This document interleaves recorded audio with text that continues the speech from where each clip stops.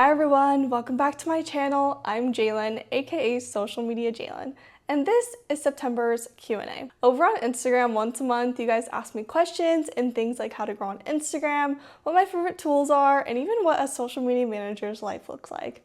So I'm going to dive into the questions, but before we get started, if you missed out on asking me a question this month, feel free to comment below and I'll answer it in October's Q&A. The first question I got is, how can I take advantage of Instagram highlights and my Instagram highlight covers?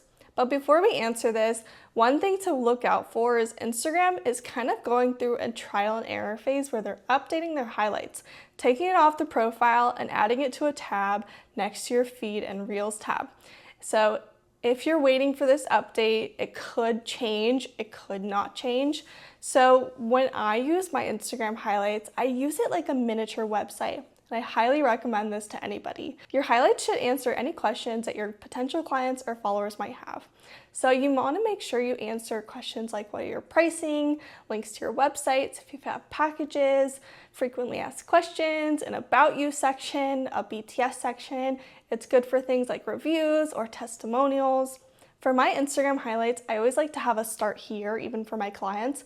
A start here is good for really important information, so like 5 to 10 slides, where it's your packages, your pricing, links to your website. I like to have an about you section where it introduces you. I like to have different highlights that go on different services. So for me, I have a highlight on my Instagram makeover that has all of my recent feeds that I've done. So it's a really good way to introduce your audience to what they should expect on your Instagram. I would say your Instagram highlights are the most important part of your profile. For Instagram highlight covers, there's so many different things that you could do. You could do covers of images. If you're a product-based company, you could have images of your products. You could have brand photography. You could have just solid colors with some icons. Your Instagram highlights and covers are a great way to introduce your clients and introduce your branding to your Instagram feed. So I always highly recommend branded highlight covers. The second question I got is, how can I increase engagement or story views? So I don't know if you guys missed this, but Adam Mosseri actually released a post recently in the last few weeks saying he fixed one of the most common complaints. A lot of Instagram users always complain if they post multiple stories a day that the engagement drops each time they post a story, and he has fixed this. So when you're posting stories, you should get more engagement and more views now that he did this update. But one thing I like to do to increase engagement is making sure you're actually talking to your audience. So for stories, I like to do a story sequence where I do one story that's a little bit more relatable and fun, like drinking my coffee or coming on and talking about my day to my stories. And then I like to do a few stories that correlate with the post that I'm doing for the day. And then just do some advice and tips. And the last story I always like to do is a story with a link to a call to action to purchase my services, download a freebie, sign up for an email newsletter, anything like that. And good engagement is to have some stickers too. I like to use the swipe sticker, the Q&A sticker, or the poll sticker.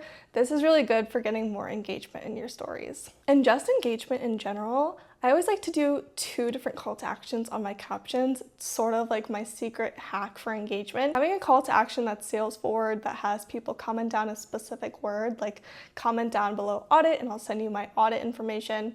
And then I like to have a second call to action that's not sales forward, that just asks for people's thoughts, like what do you think of this?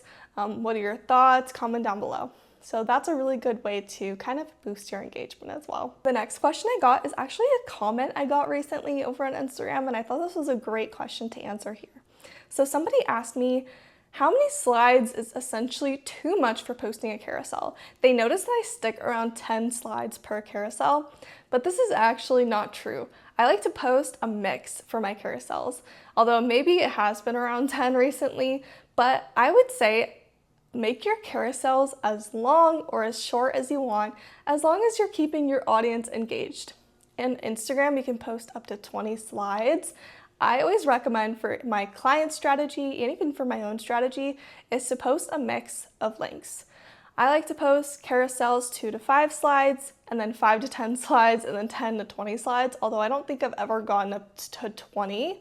I would say my max is usually around 15, but like I said, if you can make it engaging with your audience and they view the whole thing, then make it as long as you want. But for carousels, for normal posting every day, and if you don't post carousels too often, I would say 10 slides is good. Maybe even 7, 8, or 9 is good for people beginning, because those longer carousels are really good for telling stories, storytelling, getting your advice and tips and information in there. Moving on to the next question. This is also a comment I got over on Instagram. Somebody asked me, what tool do I use to schedule my content? They were using Canva, but they don't like how limited the actual tool is. Well, I hate to break it to you, but I actually manually post all of my clients' content.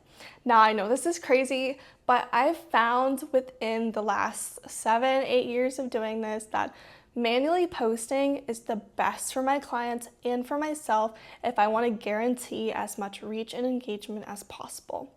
Now, using tools to schedule your content, I definitely recommend it if you just really don't have the time to manually post, especially if you have a ton of clients across different time zones. But in my experience, no matter how good these scheduling tools can get, even if they're partnered with Instagram, there's always glitches, there's always bugs. And if you're scheduling a post, I've run into things like the caption missing, or the text on the B-roll missing, or it just doesn't post at all, or a slide from a carousel is missing, or posting low quality. So I've made the decision to manually post all of my content. But one tool I did use in the past that I do recommend with the least amount of bugs is Later.com. They have really good scheduling tools, and not just for Instagram. You can schedule on Facebook, TikTok, Pinterest, a bunch of other things as well. The next question I got is Meta Verified worth it for small creators? Now, I would say short answer, no. Long answer, it depends. So my short answer is no, because if you want Meta Verified because they say that it's gonna boost your growth, you're gonna do better, it makes you look trustworthy, I would say don't do it yet. Especially if you're under 10K followers, it really doesn't help you out that much. I've even had a client who subscribed to Meta Verified for several months and our analytics were really bad. And then the minute she canceled it, the analytics went back up. So if your goal is to grow with Meta Verified, don't do it. But if your goal is just to have that security aspect of it, definitely do Meta Verified, because Meta Verified can help against spam accounts, hacking in your account, and I just like that it gives me that clarity that my privacy is good and that it's gonna give me a little bit of security. But if you're using it for growth, I wouldn't say it's worth it. All right, and the last question I got is, what is the best time to post to reach a wider audience? Please help. Well, this is kind of a trick question, because there's no specific time to post that's gonna work for everybody, because we're all across different time zones and our audience is too. The number one thing I would recommend is go to your analytics, go down to your followers, and go down to the time that your audience is most active, and scroll through the days and the times and see which one has the most. Then I would use that and test that out to try to see if that is the best time for posting for your audience. The second thing is, posting at a specific time is just going to be the best thing that you can do. You don't have to post specifically at the time that your audience is active, but pick a time that works for you, because if your audience is most active at 3 a.m., chances are you're not going to want to post at that time. So do trial and error. For a month, if you're posting, do 2 weeks at 8 a.m. and 2 weeks at 12 p.m. and see which one works best for you. You can also trial and error the days.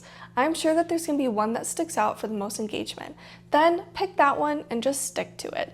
If you pick a time and day and stick to it, the consistency is going to be better than posting at a specific time each day just to try to get when your audience is active. Your audience is going to see your content if your content is good. That's it for this month's Q&A. Watch out for October's Q&A. Make sure you subscribe, comment down below what questions you have for next month, and go over to my Instagram. Make sure you give me a follow. I always send stories and questions to my broadcast channel asking for next month's Q&A.